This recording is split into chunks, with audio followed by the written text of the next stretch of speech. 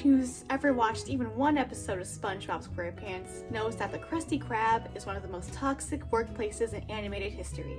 But have you ever wondered exactly how many labor laws are broken there, and how it would fly in the real world? Hi, I'm an HR professional.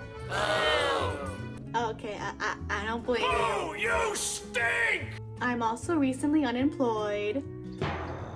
So, what better use of my certifications and experience than to analyze the HR practices of a cartoon restaurant? In this video, we'll break down specific episodes of SpongeBob and look at the Krusty Krab through the lens of real-world HR. How interesting. We'll be going over illegal payroll schemes, workplace safety violations, wrongful terminations, and the kind of hiring practices that would ideally get most companies sued out the By the way, as a disclaimer, I'm not a lawyer, and I'm not offering any legal advice. I'm just the weird HR lady talking about SpongeBob. Let's start with some general issues pertaining to the Krusty Krab. Everybody knows pay is either extremely minimal or non-existent. Sometimes employees have to pay Mr. Krabs. There's no benefits that we're aware of. No health insurance, no PTO, 401k. And are SpongeBob and Squidward even properly classified as employees? Like, do Bikini Bottom employees, do they have to follow a W-2 or 1099 classifications? Do they fill out W-4s? Does that exist in Bikini Bottom?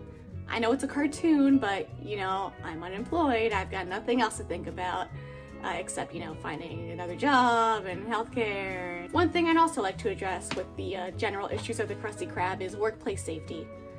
So it's a restaurant with fire, grease, and sharp tools, and there's no strict protocols, at least none that seem to be followed.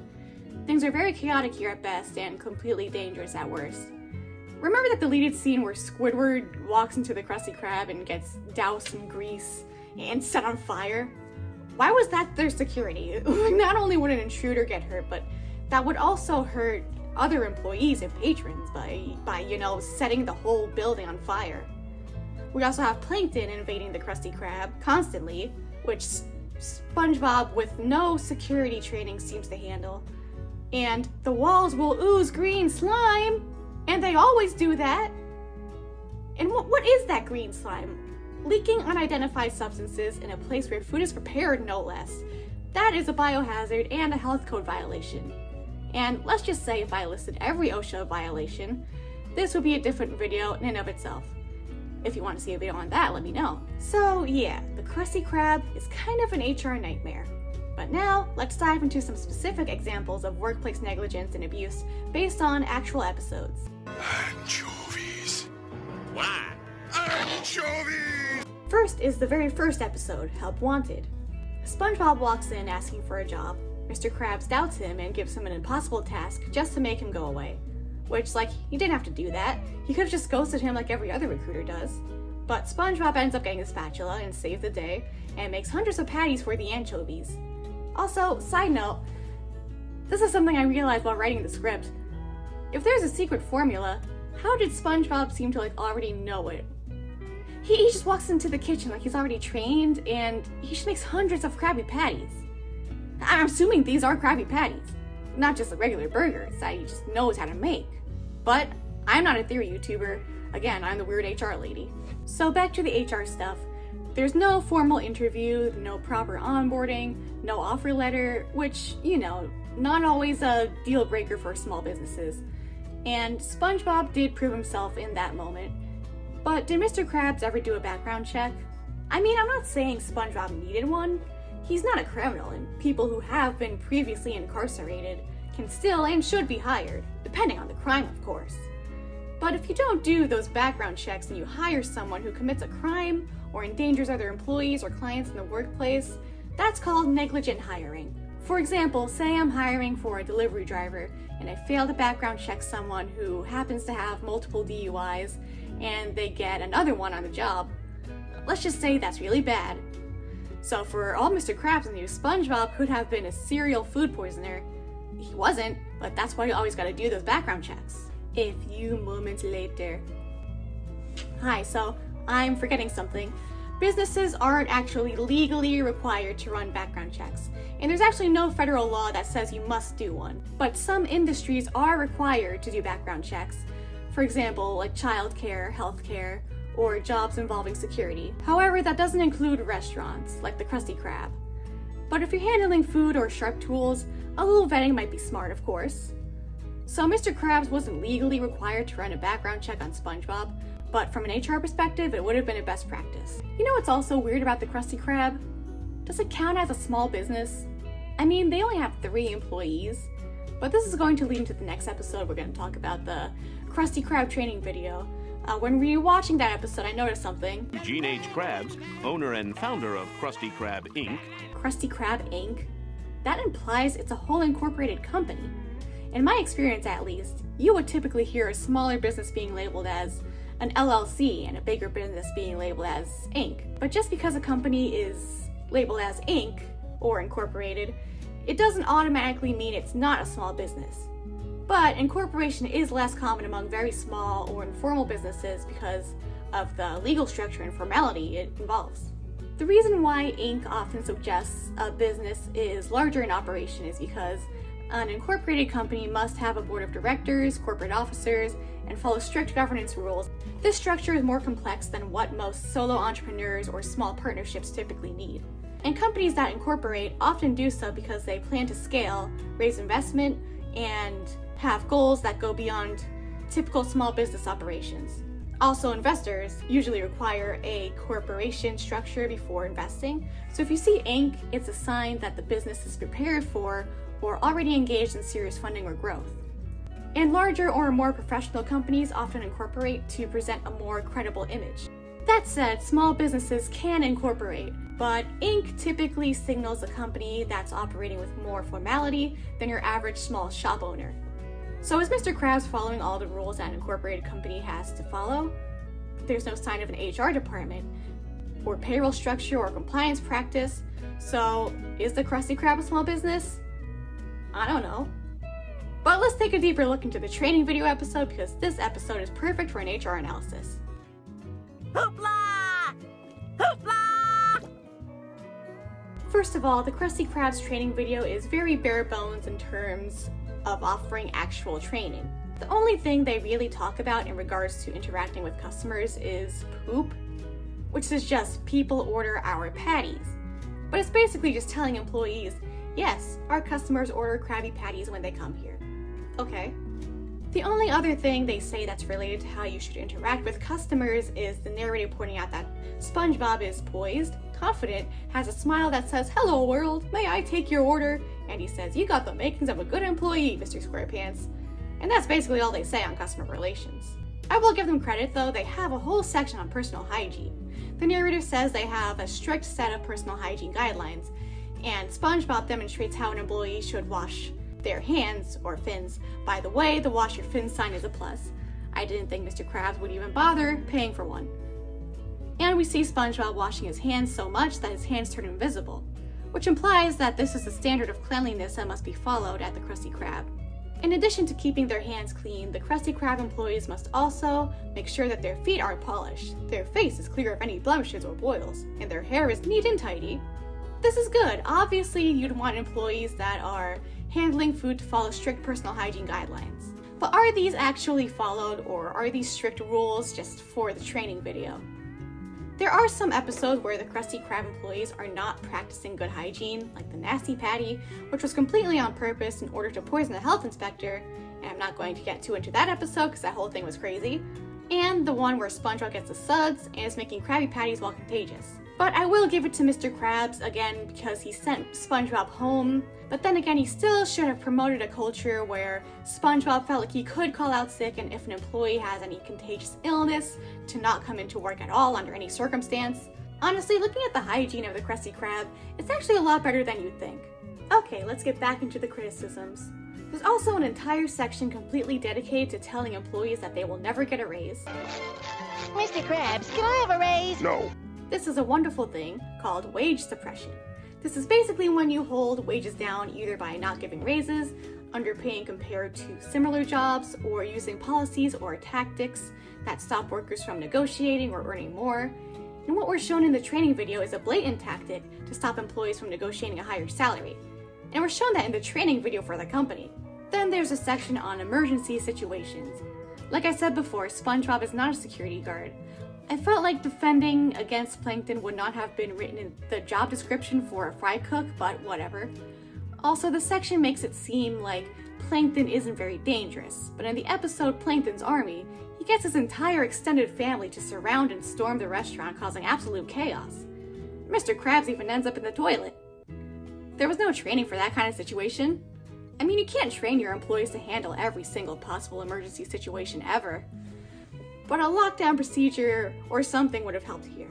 The security for the formula proved to be decent though, since Plankton didn't even get the real formula, even though the formula is actually under Mr. Krabs' mattress, which is apparently where he keeps all his money in. So that's weird. But the Plankton family still caused some harm to the Krusty Krab employees.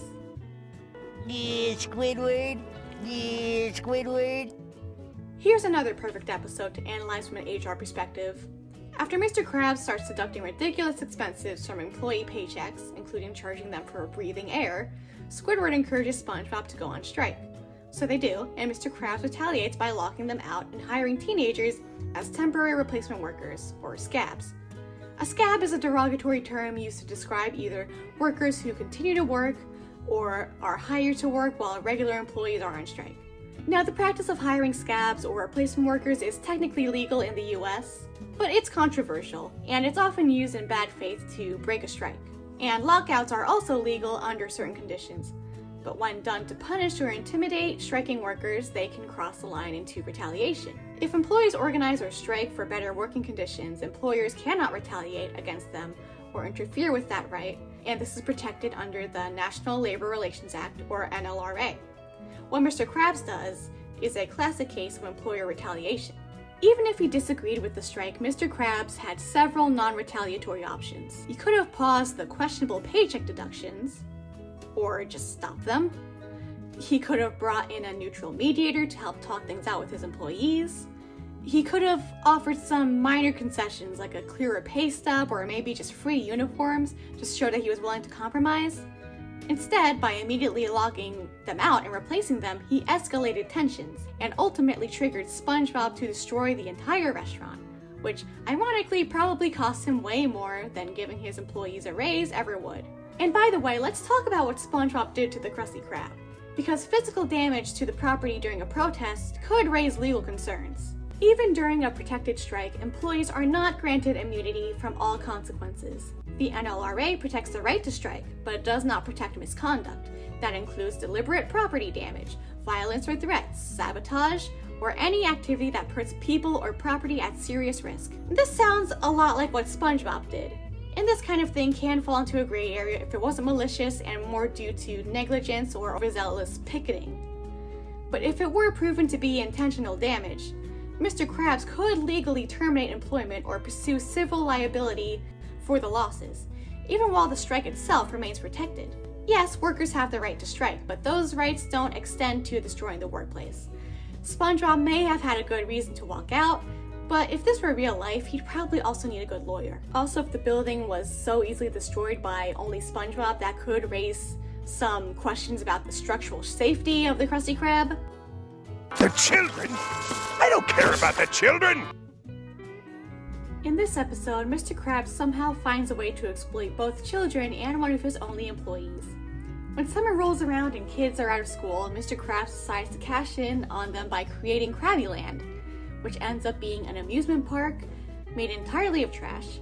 Instead of hiring trained childcare professionals, he forces SpongeBob to run the entire operation alone with no additional pay or training. To keep the kids entertained, SpongeBob resorts to physically hurting himself. And none of this was part of his original job description. Let's break down the many red flags here.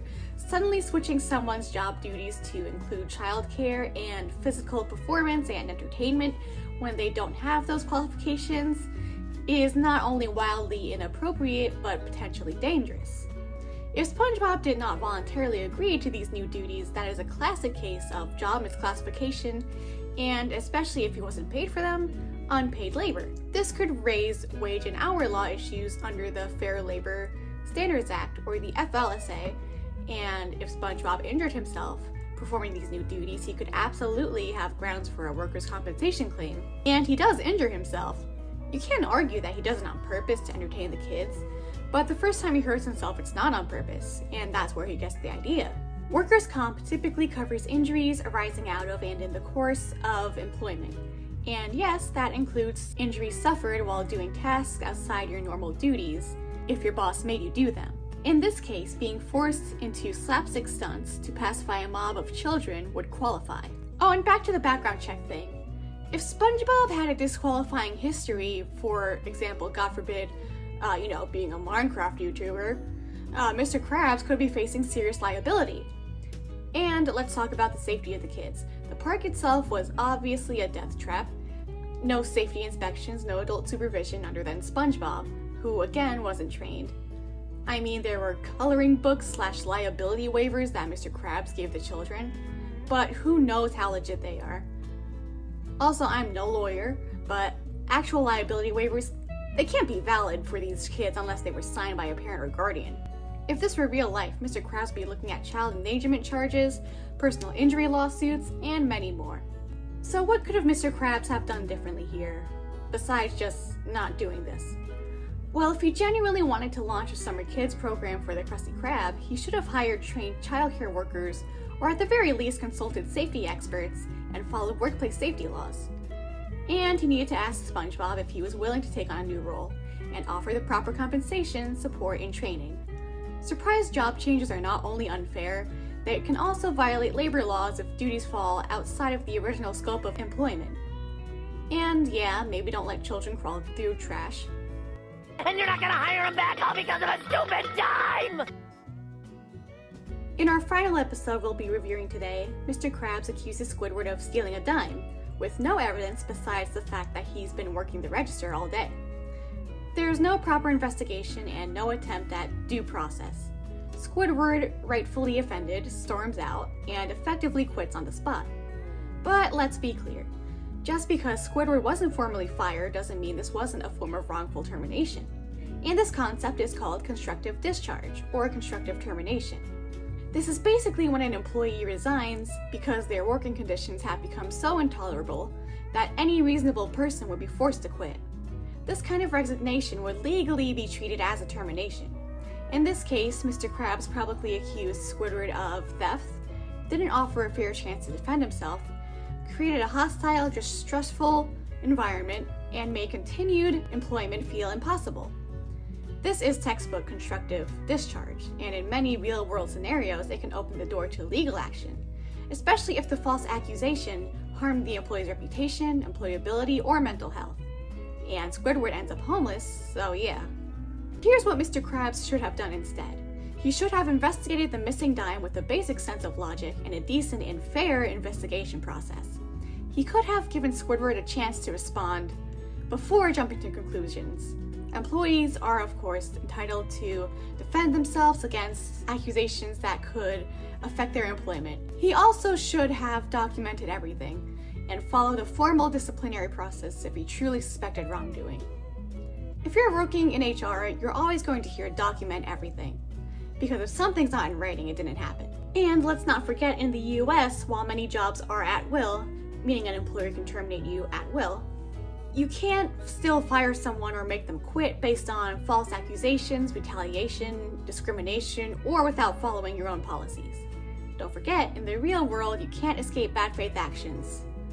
Ideally. Summing up this episode, Mr. Krabs didn't necessarily fire Squidward, but he definitely drove him out. And that's constructive discharge. Accusing an employee of theft without evidence, creating a hostile work environment, and refusing to give them a chance to respond isn't just bad leadership, it's a legal liability waiting to happen. And there you have it, from unsafe working conditions to unpaid labor to retaliation, false accusations, and the most chaotic training program I've ever seen. If this restaurant existed in the real world, Mr. Krabs would have been sued into oblivion before SpongeBob ever touched a spatula. And yes, it's a cartoon, it's exaggerated, it's supposed to be silly, but it's also a masterclass in labor violations when viewed through an HR lens. If you showed this video to me as a kid and were like, your favorite show is SpongeBob, this is what you're gonna do when you grow up, I'd be like, wow. Anyway, thanks for letting an unemployed HR professional explain the unlawful labor practices of cartoon characters. Let me know if you want me to analyze any other fictional businesses. And also let me know if I missed anything, like if I missed anything in an episode, or missed any moments that could have been in this video. And hey, maybe leave a like, leave a comment, subscribe. Maybe this could be my full-time job. That would be nice instead of being a slave to the job market. Anyway, thanks for watching this video. I hope you don't get laid off today. Bye!